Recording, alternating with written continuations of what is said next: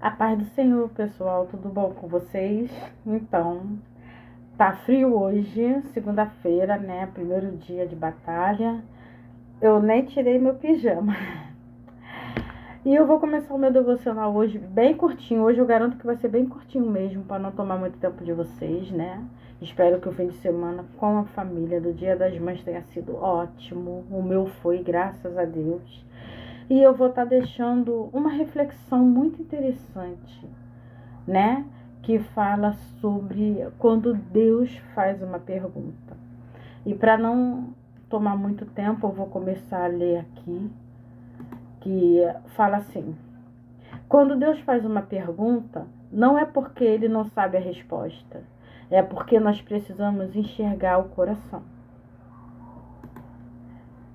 Aleluia. A primeira pergunta registrada na Bíblia que Deus fez foi em Gênesis 3:9. Adão, onde estás?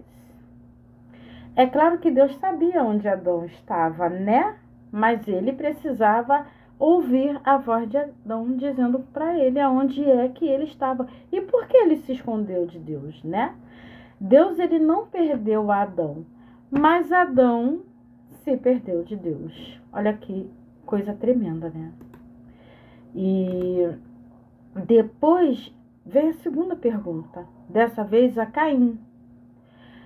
Se encontra lá em Gênesis 4:9. Onde está teu irmão?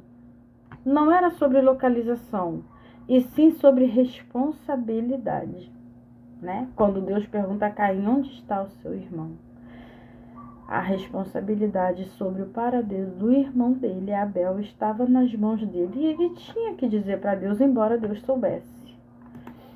A terceira pergunta, ele pergunta para Agar, quando ela fugiu para o deserto.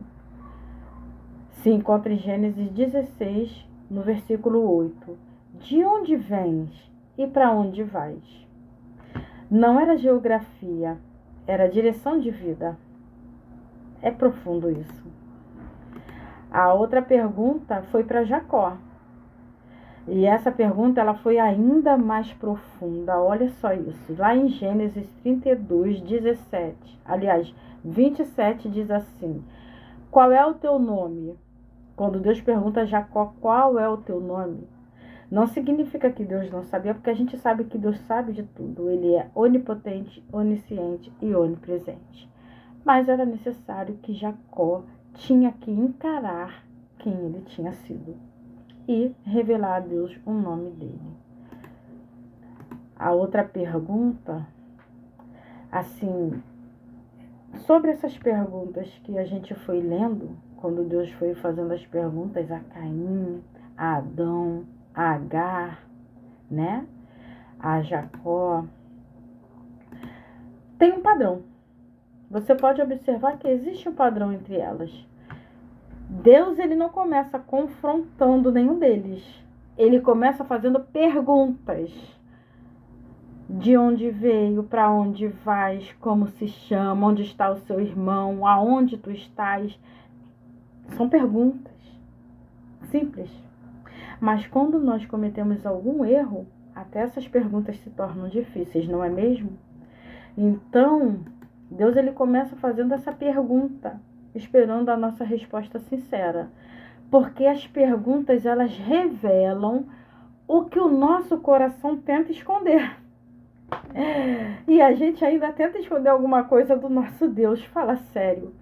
Em Provérbios 20, no versículo 5, diz que os propósitos do coração são águas profundas. Aleluia. Porque perguntas revelam o que o coração tenta esconder, como eu já havia dito, né? Os propósitos do nosso coração são como águas profundas.